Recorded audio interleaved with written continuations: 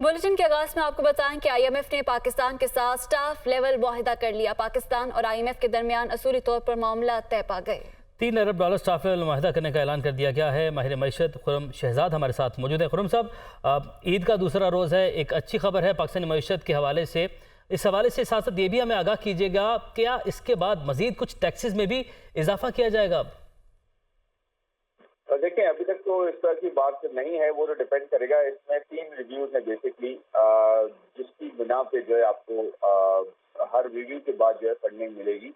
और अच्छी बात यह है कि आईएमएफ प्रोग्राम की बहुत ज्यादा हमें जरूरत थी और इसी वजह से अब दुनिया हमारे साथ जो है हम मजीद बोरो कर सकते हैं और हमारी जो फ्रेंडली कंट्रीज हैं जिनके साथ हमारे जो है ये कमिटमेंट्स थी कि वो हमें आईएमएफ के बाद फंडिंग देंगे। जिसमें सऊदी अरेबिया तकरीबन $3 अरब की बात कर रहा था, यूएई तकरीबन $2 अरब की बात कर रहा था, और बाकी जो आप जिन कंट्रीज के साथ और जिन डोनर्स के साथ डील करते हैं उसमें वर्ल्ड बैंक भी है, आईएडीबी भी है, आईडीबी भी है और चाइना भी है।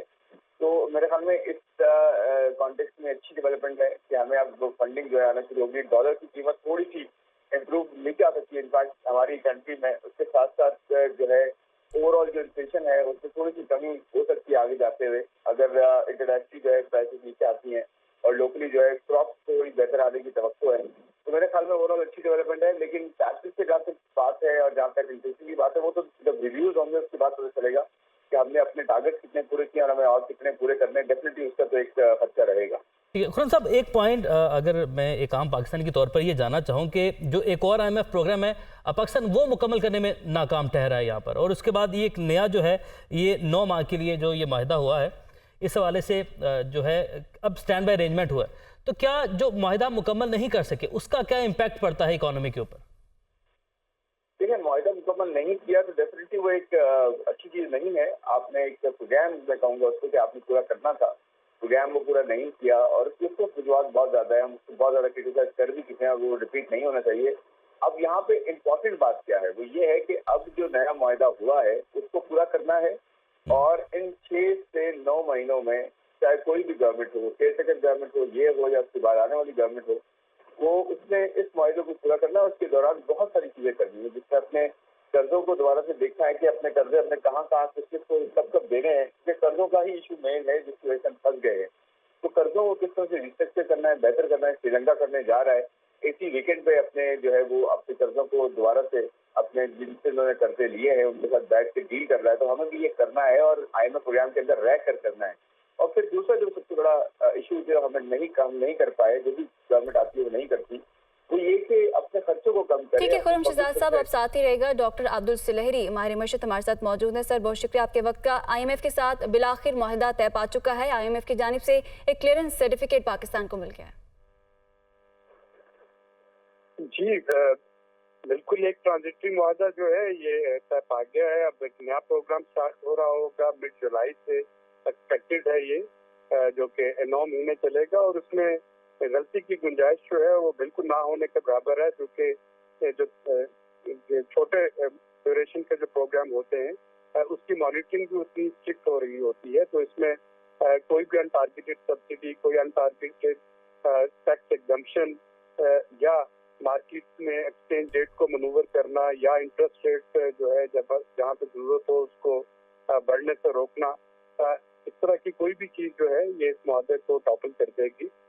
ये आप ये समझिए कि एक लाइफ लाइन मिली है पाकिस्तान की मईशत को, और इस पर हम काफी अर्से से कहते चले आ रहे थे कि plan A, plan B, plan C, ये सारी चीजें मिलाकर आईएमएफ की तरफ जाके ही मुमकिन होती हैं। और आईएमएफ ही पाकिस्तान की जो मुआशी चैलेंजेस है उनका एक बाहर निकलने का जामिन है। और हम ग्लैड के हुकूमत ने देर से ही सही लेकिन आईएमएफ की अहमियत का एहसास किया और हम दोबारा से एक नया प्रोग्राम शुरू करने जा रहे हैं। डॉक्टर साहब, लाइफलाइन तो मिल गई है हमें, अब इस लाइफ में थोड़ी सी बेहतरी लानी है, जो पाकिस्तानी कौम है उसकी भी ज़िंदगियों में थोड़ा सा सुकून लाना है। तो क्या अब हमें ऐसे कौन से इकदाम हैं जो उठाने होंगे कि ये जो लाइफलाइन मिले इसका भरपूर फ़ायदा उठाए और पाकिस्तान किसी भी तरीके से अपने जो पैरों पर है वो आगे जाकर खड़ा हो जाए? लॉन्ग टर्म क्या पॉलिसीज़ बनानी होंगी? देखिए sir, in the run up to election हुकूमत को कोई भी ऐसा स्टेप लेने से गुरेज करना होगा जो कि पॉपुलैरिटी का सबब बने और आईएमएफ के प्रोग्राम को डीरेल कर दे। अगर यही सारी चीजें जो कि बजट रिवाइज बजट में की गई, पिछले एक हफ्ते में की गई, अगर आप सोचिए कि ये चीजें सितंबर अक्टूबर से की जा रही होती तो आज रुपए का रेट भी मुस्तकम होता और पाकिस्तान की क्रेडिट वर्दीनेस जो है वो भी इतनी एक्सट्रीम लो पे ना जाती जितनी कि इस वक्त पहुंच चुकी है। इवन जब 9 तारीख को बजट पेश हुआ था तो अगर वो तमाम चीजें जो कि फिर रिवाइज बजट में पास होने से पहले की गई वो कर ली होती तो ट्रस्ट डेफिसिट जो है आलमी अदारों के साथ वो नीचे न जाता। तो जाहिर है कि हुकूमतों की सियासी मजबूरियां हैं वो अपनी जगह, लेकिन इस वक्त मईशत को प्रायोरिटी देनी है और मईशत की प्रायोरिटी यही है कि आप अपने टैक्स बेस को बढ़ाएं। जब हम अवाम की बात करते हैं तो टारगेटेड सब्सिडी दें। IMF टारगेट सब्सिडी देने से नहीं रोकता, लेकिन एलीट कैप्चर को रोकें और उसके साथ साथ जो एलीट कैप्चर रोकने का मतलब टैक्स एग्जम्पशन जो दी जाती है बेजा उनको रोकना है। एनर्जी में रिफॉर्म्स की बात हमेशा से होती है। जो प्राइवेट आपकी 212 के करीब loss making public sector enterprises हैं उन दुरुस्त करना है। तो ये सारी वो चीजें हैं जो कि IMF हो या ना हो पाकिस्तान को करनी चाहिए, हुकूमत पाकिस्तान को, ताकि पाकिस्तान की मईशत जो है वो एक मुस्तहकम और देर पा बुनियादों पे कायम हो सके। ये जो स्टॉप गैप अरेंजमेंट है, हम एक ट्रांच लेते हैं, उसके बाद हम सारी जो रिफॉर्म्स होती हैं वो छोड़ देते हैं, दोबारा से प्रोग्राम सस्पेंड हो जाते हैं, फिर जब हम भूखों मरने लगते हैं फिर एक ट्रांच के लिए वादा करते हैं। तो अब जो वन ट्रांच वाली जो सिचुएशन है, अगर ये करने की कोशिश की गई तो फिर एक लंबा अरसा उसका खमियाजा भुगतना होगा। ठीक है, खुर्रम शहजाद साहब साथ ही रहेगा। माहिर मईशत शमसुल इस्लाम साहब ने हमें ज्वाइन किया। सर बहुत शुक्रिया आपके वक्त का। पाकिस्तानी इकॉनमी के लिए अच्छी खबर है, यकीनन डॉलर भी नीचे आएगा और माशी मसाइल जो हैं वो भी यकीनन कम होंगे। जी बिल्कुल, एक अच्छी खबर हुई है और ईद की छुट्टियों में दूसरे दिन में हमें ये खबर मिली है और इससे जो प्रेशर था रुपये के ऊपर वो भी यकीनन कम होगा। लेकिन मसला ये है कि हमारा जो डिस्कशन चल रही थी वो ये थी कि रिफॉर्म्स लेकर आए और IMF मुसलसल ये डिमांड कर रहा था कि आप रिफॉर्म्स लाएं ताकि आपके पास जो अनटारगेटेड आप जो सब्सिडी देते हैं, क्रॉस सब्सिडी देते हैं जो एक जगह से लेकर दूसरी जगह चली जाती है और उन ऐसे सेक्टर्स को चली जाती है जिससे वुलनरेबल को कोई फायदा नहीं होता, तो उसको चेंज करना होगा। बहरहाल अब ये इतना डिले हुआ, उसका नुकसान तो एक पाकिस्तान को बहुत ज्यादा हुआ है कि जितने का प्रोग्राम हमारे IMF का नहीं था उससे ज्यादा हमें लॉसेस हो गए, हमारी एक्सपोर्ट सफर करी, हम एक हाई इंटरेस्ट रेट पे पहुंच गए, इन्फ्लेशन पाकिस्तान में बढ़ गया और साथ ही जो है हमारे पास जो है रेमिटेंस थी वो भी कम हो गई क्योंकि आपका एक्सचेंज रेट मार्केट के अंदर जो है बहुत ज्यादा फर्क आ गया था ओपन मार्केट और इंटरबैंक मार्केट में। लेकिन अब ये एग्रीमेंट से ही होगा कि हमारे पास जो है एटलीस्ट जो है 6 बिलियन का जो स्टैंड बाई अरेंजमेंट हो गया है जो 9 मंथ के लिए होगा, तो पाकिस्तान की पेमेंट्स के लिए जो एक्सटर्नल पेमेंट्स है उसका प्रेशर भी कम होगा। साथ ही हमारे पास जो लोकल मार्केट में जो स्पेकुलेशन हो रही थी वो तकरीबन खत्म हो जाएगी, रुपया एप्रिशिएट करेगा और इसमें पाकिस्तान को एक जो है इत्मीनान का एक सांस लेने की मौका मिलेगा ताकि पाकिस्तान जो है आगे की तरफ बढ़ सके। शमसुल इस्लाम साहब, अगर मैं एक आम पाकिस्तानी के तौर पर बात करूं और एक आम शहरी के नाते पर बात करूं, ये तो चले बातें हो गई कि पाकिस्तान अल्हम्दुलिल्लाह जो डिफ़ॉल्ट का एक रिस्क था वो ख़त्म हो गया, इकनॉमिकली बेहतरी आएगी। आम आदमी की ज़िंदगी पर कोई फ़र्क पड़ेगा, कोई उसकी महंगाई से जान छूटेगी? देखिए, इसके लिए हमें बहुत ज्यादा काम करने की जरूरत है। आम आदमी मुसलसल 75 सालों से ही तकलीफ में आता जा रहा है और हम हमेशा सुनते रहते हैं कि आम आदमी के लिए अच्छी खबर आएगी, बजट के बाद अच्छी खबर आएगी या ये मुआहदा हो गया तो इससे आएगी। आम आदमी को इससे कोई रिलीफ नहीं मिलेगा। पाकिस्तान में जो इन्फ्लेशन 38% पे पहुंचा हुआ है वो कॉस्ट पुश इन्फ्लेशन है, वो डिमांड पुल इन्फ्लेशन नहीं है। पाकिस्तान में जो पैसा है आपका जो बैंकिंग सेक्टर से अराउंड 8.5 ट्रिलियन जो है वो बैंक से बाहर है, वो इन्फ्लेशन बढ़ा रहा है। मनी सप्लाई जो है तो आपकी वो इन्फ्लेशन बढ़ा रही है और साथ ही पाकिस्तान उन चंद मुल्कों में शामिल है जहां पे ग़िज़ाई अजनास की होर्डिंग की जाती है, जिसकी वजह से आप देखें कि आपका आटा भी महंगा हो गया, चीनी बम्पर क्रॉप होने के बावजूद आपका जो है प्रोडक्शन होने के बाद वजूद महंगी हो चुकी है। साथ ही खाने पीने की चीजें जो आपके तेल है, घी है, ये सब महंगे हो जाते हैं। इंटरनेशनल प्राइसेस कम हो जाती हैं लेकिन यहाँ पर प्राइसेस कम नहीं होती। तो इस सिस्टम को इम्प्रूव करना जो है हुकूमत की अवलीन कोशिश होनी चाहिए, क्योंकि इस वक्त जो हमारा हम जो चैलेंजेस फेस कर रहे हैं उसका सबसे बड़ा मॉन्स्टर जो है वो इन्फ्लेशन है।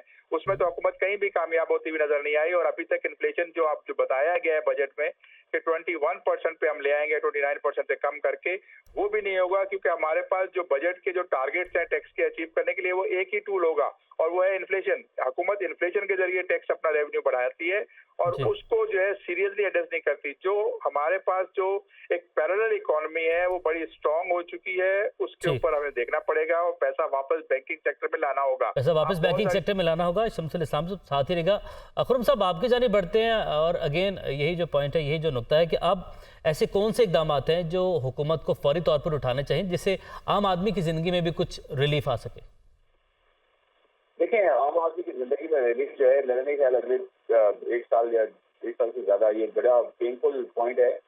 रिलीफ इतने आराम से आएगा नहीं, लेकिन बात यह है कि अगर बड़ा केयरफुली गवर्नमेंट मैनेज करे और जो है सब्सिडीज को कम करे, डायरेक्ट सब्सिडीज दे, इनडायरेक्ट सब्सिडीज को कम करे, पब्लिक सेक्टर एंटिटीज हैं उनके लॉसेस को कम किया जाए, समहाउ उनको मैनेज किया जाए, ताकि यहाँ से गवर्नमेंट की जो फिस्कल पोजीशन है वो बेहतर हो। फिर एनर्जी का बहुत बड़ा प्रॉब्लम है जिसमें बहुत बड़ी इन्वेस्टमेंट रिक्वायर्ड है, बहुत बड़ा टर्न अराउंड रिक्वायर्ड है, और उसको पूरा जो है आपको ओवरऑल करना है। और उसमें आपको पता है 1 ट्रिलियन रुपीज से ज्यादा का हर साल जो है सब्सिडी जाती है, या 1 ट्रिलियन से ज्यादा आपका पैसा जाता है उसके अंदर, और नुकसान होता है आपको। गैस की सब्सिडीज हो या इलेक्ट्रिसिटी की सब्सिडीज हो, और इनको जो है ना वो ठीक किया जाए, इनके यहाँ पे जो है लॉसेस कम की जाए, और यहाँ से जो पैसा बचे वो आप जीएसटी के थ्रू दें या फिर आप डेवलपमेंट के थ्रू दें, और सही डेवलपमेंट के थ्रू दें। प्रोविंशियल जो है इकोनॉमी जो है वो बेहतर हो, और डिफेंस और डेट, ये दो जो कर्जे और जो डिफेंस की स्पेंडिंग है, ये दोनों जो है लोगों के साथ शेयर किए जाए।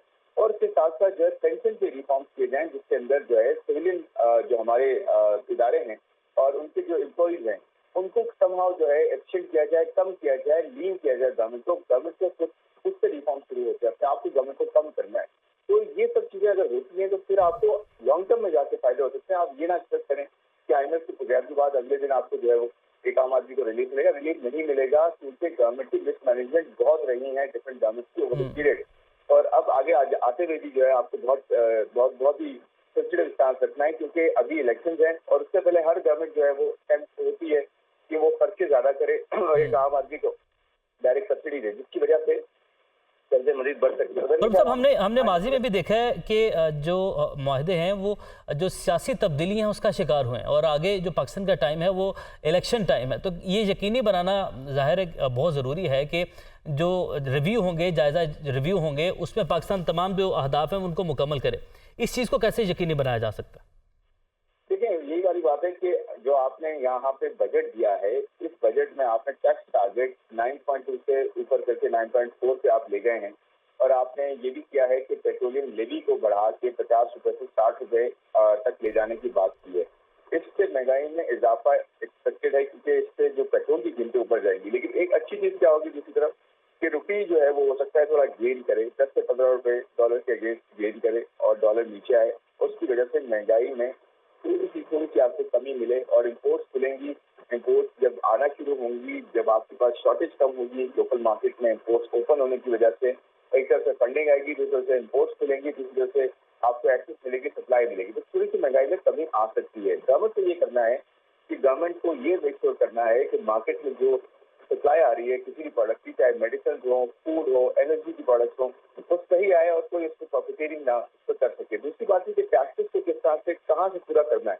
जो गवर्नमेंट ने काम नहीं किया वो करने का था, वो ये था कि wholesale and trade, agriculture, property और इसके साथ प्रोफेशनल, ट्रांसपोर्ट, इन सब पे थोड़े थोड़े टैक्सेस लगाने थे, ताकि जिन पर टैक्स नहीं था वहां से टैक्स इकट्ठा होता, और एग्जिस्टिंग बिजनेसेस पे टैक्सेस कम करने थे ताकि, और सैलरी क्लास पे भी टैक्स लगा दिया, वो नहीं लगाना चाहिए था, जो इवन दो 2.5% है, लेकिन वो फिर भी जो है बहुत ज्यादा बर्डन हो जाता है जब आपके पास 99% बर्डन आपके पास सैलरी क्लास पे। तो हमें इस तरह के स्टेप्स लेने चाहिए थे जिसके से टैक्सेस भी मेंटेन रहते, बैलेंस रहते और आपको सही जगह से टैक्सेस मिलते। दूसरी तरफ मैं ये कहूंगा, खर्चों को कम करें। खर्चों को कम करेंगे तो फिर जैसे मैं 4-5 एरियाज बताया, खर्चों को कम करेंगे, फिस्कल डेफिसिट कम होगा, आईएमएफ आपके साथ सही चलेगा, आपको फंडिंग देगा, सऊदी अरेबिया, चाइना और यूएई, ये सब आपको फंडिंग देगा, आपको डॉलर की इनको ज्यादा होगा, नेचुरली आपके हालात बेहतर होना शुरू हो जाएंगे। हालात बेहतर होना चाहिए। ठीक है, खुर्रम शहजाद साहब अब हमारे साथ ही रहेंगे। करेंसी डीलर मलिक बोस्तान ने हमें इस वक्त ज्वाइन किया है। सर, बहुत शुक्रिया आपके वक्त का।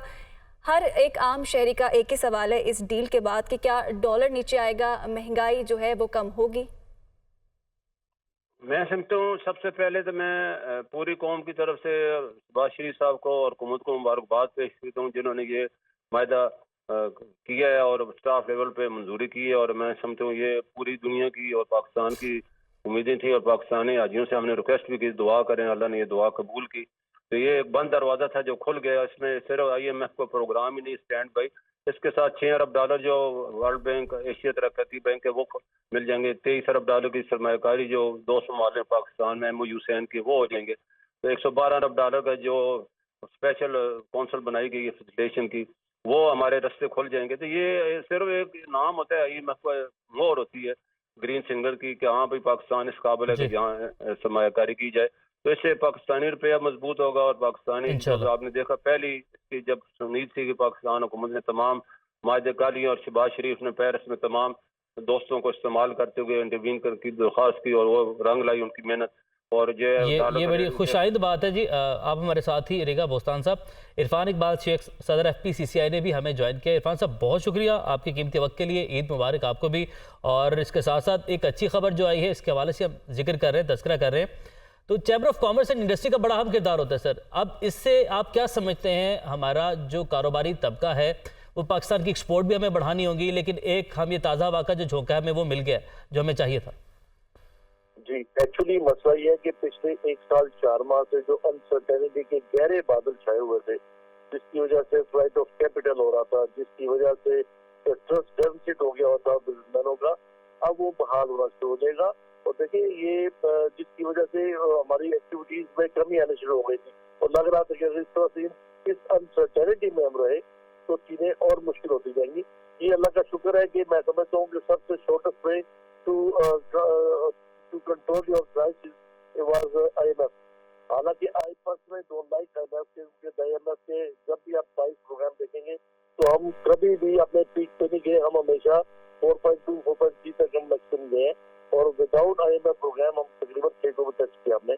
तो ये असल मसला ये है कि इस वक्त जरूरत थी और जो हालात थे मैं समझता हूँ कि इसको नवंबर में होना चाहिए। हम थोड़े लेट हो गए, 12-20 की वजह से हमें और सख्त कंडीशन और उनकी और बातें शराइत माननी पड़ी। लेकिन एक ये बड़ी ठंडी हवा का झोंका है, मैं समझता हूँ ईद की खुशी के बाद ये दूसरी खुशी मिली है हमें और मुझे उम्मीद है कि आने वाले वक्त में चीजें बेहतर होंगी। सिर्फ एक काम करना पड़ेगा, देखिए 2 चीजें हम इसके ऊपर रिलाई नहीं कर सकते कि अब आ गया तो हम फिर बैठ जाए उसी तरह से।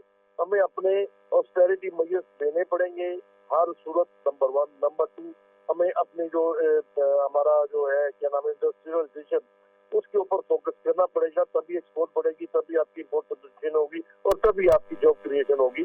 तीसरा, आपको एग्रीकल्चर के ऊपर पूरा फोकस करना पड़ेगा और मैं पहले भी इसके बारे में आपको बता चुका हूँ कि हमें रियल एस्टेट इन्वेस्टमेंट ट्रस्ट की तरह हमें इसमें भी एग्रीकल्चर इन्वेस्टमेंट ट्रस्ट बनाना चाहिए ताकि लोगों को हम कारपेट जो है ना उसकी तरफ लेके आ सके, फार्मिंग की तरफ, उसके ऊपर काम किया जाए। ये बहुत जरूरी है। फिर तीसरा कि हमारे जितने ओवरसीज पाकिस्तानी हैं इनके लिए जो पैकेज लेके आए वो इंसेंटिवाइज उनको करें ताकि सबसे पहले FDI जो अगर आएगी तो पाकिस्तानी ओवरसीज की आएगी और हमें चाहिए कि फौरी तौर पे उनके लिए कोई पैकेज अनाउंस कर दें ताकि वो अपने पैसे लेके आए और इंडस्ट्री में लगाए, बजाय इसके कि रियल एस्टेट में लगाए, इंडस्ट्री में लगाए। और इंडस्ट्री जब लगेगी तो इंशाल्लाह चीजें बेहतर की तरफ होंगी, एक्सपोर्ट बढ़ेगी, तो इस मुल्क में आगे चलना है।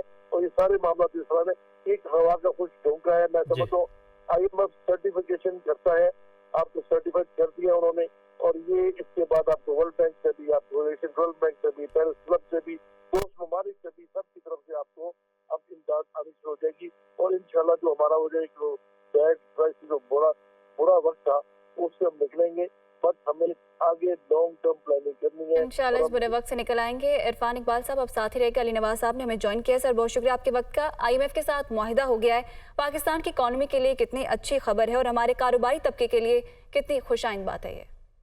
जी, मुझे बहुत अच्छी खबर है कि आपका IMF के साथ SLA साइन हो गया है, क्योंकि सबसे बड़ा एक प्रॉब्लम ये था कि अगर जून 30 तक की प्रोग्राम नहीं हो पाता तो फिर उसके बाद आपकी करेंसी मार्केट्स किस तरह रिएक्ट करती, क्योंकि और आपके रिजर्व्स की पोजीशन वैसे इतनी लो थी, फिर वो एक और फर्दर एक इन्फ्लेशन का साइकिल होता अगर आपकी करेंसी यहाँ से मजीद डिवैल्यू होती। और फिर हमारे सामने इलेक्शंस भी थे। तो अब ये जो 9 महीने का एक प्रोग्राम हुआ है ये बहुत अच्छा प्रोग्राम है ताकि आप प्रॉपरली इलेक्शन के थ्रू नई गवर्नमेंट ट्रांसिशन कर जाए और उसके बाद एक अच्छा लॉन्ग टर्म प्रोग्राम जो है वो नेगोशिएट कर लें। बट इस 9 महीने में आपको अपने जो रिफॉर्म्स अपने IMF के साथ एग्री किए हैं वो उस पर इंटैक्ट रहना है, और हम देख सकेंगे अगर हमने इस रिफॉर्म्स वाले ये 9 मंथ्स के इस प्रोग्राम पर प्रॉपर इम्प्लीमेंट कर लिया तो हम देखेंगे इन्फ्लेशन आगे आगे जाके जो है वो ईज ऑफ होगी, इन द सेंस कि आपके पास बेस इफेक्ट पे इम्पैक्ट भी आएगा, जिसकी वजह से इन्फ्लेशन और शायद इंटरेस्ट रेट्स भी आप जो है वो अगले साल किसी वक्त पर कम करने के काबिल हो सके। ठीक है तो जी जी जी जी कंप्लीट कीजिएगा कंप्लीट कीजिएगा। जी, तो ये लगता है कि ये जो प्रोग्राम है ये हर तरीके से कारोबारी तबके के लिए, मार्केट्स के लिए ये बहुत पॉजिटिव है, और इससे बहुत सारे कंसर्न्स जो है वो खत्म हो गए हैं with regards to sustainability of the economy. और अली अब जो आगे इलेक्शन होने जा रहा है और चेंज ऑफ गवर्नमेंट भी हो सकता है, सारे जो मामला हैं उसमें अब ये टाइम कितना क्रूशल है हमारे लिए, कितना क्रिटिकल है, इस हवाले से आगाह कीजिएगा। हमें अब किस तरीके से आगे बढ़ना है कि अब हम आगे जाकर अपने पैरों पर खड़े हो जाएं। हम कब तक इन मामलात में उलझे रहेंगे कि IMF का अगला जो है वो प्रोग्राम आ रहा है या अगली किस्त आ रही है? देखिए, इस जो है वो हमने अगर पिछले कुछ महीनों से हमने ये एक चीज सीखी कि अगर हम अपने रिफॉर्म्स जो करना चाहें तो शायद हमें कुछ दिनों की या कुछ महीनों की जरूरत है जिससे हम अपने ये रिफॉर्म्स करके जो है वो IMF का प्रोग्राम सिक्योर कर सकें। अगर हमारा अगला टारगेट ये है कि हमें IMF प्रोग्राम में नहीं जाना है तो यही कन्विक्शन के साथ जो हमने IMF के कहने पर जो रिफॉर्म्स किए हैं हम ये रिफॉर्म्स खुद भी कर सकते हैं, और ये शायद कुछ महीनों की का ही टारगेट, ये कोई बहुत लेंदी प्रोसेस नहीं है, बट आप अपनी सही डायरेक्शन में अगर आप जाना चाहेंगे तो आप खुद भी सस्टेनेबल हो सकते हैं। बट देन शायद हमें एक इंटरनेशनल लेंडर की या उसके रिफॉर्म्स की जरूरत होती है जो कि वो अपने वॉच के अंदर इसको इम्प्लीमेंट करवाएं। आई थिंक अगर हम ये रिफॉर्म्स सही तरीके से कर लें खुद या IMF प्रोग्राम के अंदर तो हमारी सिचुएशन आगे आने वाले महीनों में काफी बेहतर हो सकती है। ठीक है इरफान साहब, आपके जाने बढ़ते हैं, और जिस तरह के कारोबारी तबके की हम बात कर रहे हैं, कारोबारी तबका भी बड़ा मुतासिर हुआ जिस तरह हर आम पाकिस्तानी मुतासिर हुआ, तो अब ये जो एक अच्छी खबर आई है और यहाँ पर अब कारोबारी तबका अगर हुकूमत के साथ मिलता है तो हम कितने पुरुम्मीद रहें कि हम लोग मिलकर वापस जो पाकिस्तान है वो अपने पैरों पर खड़ा हो जाएगा और हम इन तमाम मामलात से छुटकारा पा लेंगे? लेकिन सबसे पहले तो फेडरेशन के ऊपर मैं समझता हूँ ये जिम्मेदारी आती है और हम इंशाल्लाह इसको पूरा भी करेंगे। तो ये है कि हमने जो 15 ईयर्स का अपना इकोनॉमिक डेवलपमेंट प्लान बनाया है उसमें तमाम पॉलिसी, तमाम पार्टीज को, जो पोलिटिकल पार्टीज है उन सबको बुला रहे हैं। जो 22 साल हमारे पास आ चुके हैं, बाकी भी सबको हमने लेटर्स भिजवा दिए हुए हैं, वो सब आए कंसेंसस के साथ हमने एक पॉलिसी बनाए जो नेक्स्ट 15 ईयर्स के लिए हो, ताकि एक कंटिन्यूटी रहे बिजनेस में और पॉलिसी में कंटिन्यूटी रहे। लोग देखें, लोग बिजनेस फ्रेंडली पॉलिसीज हो तो लोग उसमें डिपेंड करते हैं। जब अनसर्टेनिटी आती है तो फिर ये चीजें और मुश्किल हो जाती है और हमारे लिए बहुत उसको संभालना मुश्किल है। फ्लाइट ऑफ कैपिटल शुरू हो जाता है, जो हुआ आपके सामने। डिवैल्यूएशन ने सारी कमर तोड़ के रख दी, इन्फ्लेशन के एक तूफान कर दिया, फिर हमें आपका इंटरेस्ट रेट आपने 22% तक ले गए जो कि इस रीजन में सबसे ज्यादा है। ये सारे काम अब हमें ठीक करने पड़ेंगे। देखिए, इसको लॉन्ग टर्म प्लानिंग करनी पड़ेगी, शॉर्ट टर्म प्लानिंग भी करनी पड़ेगी।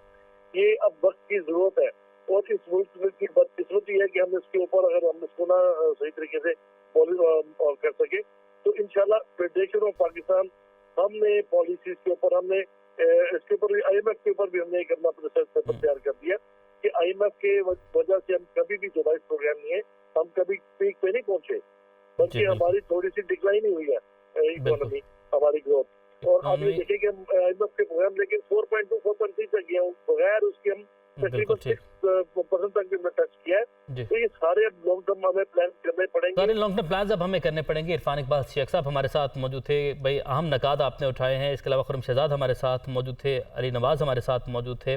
आप सबका बहुत शुक्रिया।